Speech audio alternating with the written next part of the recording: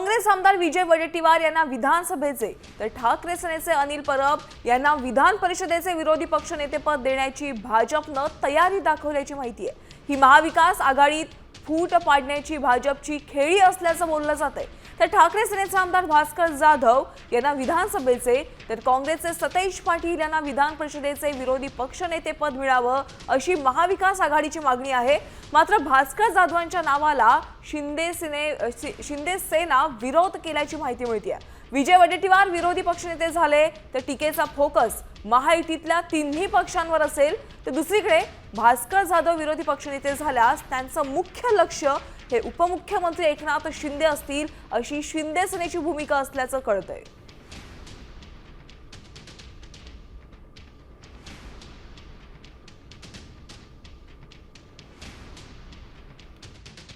आता मला माहित नाही चर्चा कुठून आली काय आली। माझ्याबरोबर कुठलीही अशी चर्चा झालेली नाही किंवा मी सुद्धा कोणाबरोबर चर्चा केलेली नाही, मी कोणाला भेटलो पण नाही।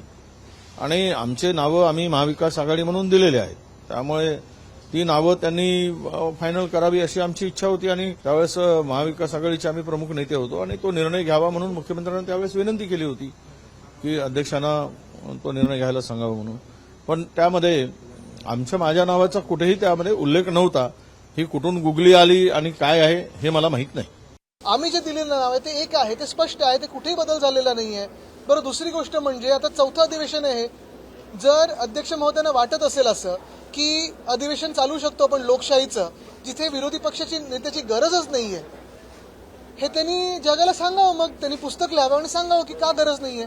आणि एवढी भीती सरकारच्या मनात का आहे की विधान परिषदेत असेल किंवा विधानसभेत असेल विरोधी पक्ष नेता नसावाच, एवढं बहुमत असून देखील एवढी भीती काय आहे त्यांच्या मनात?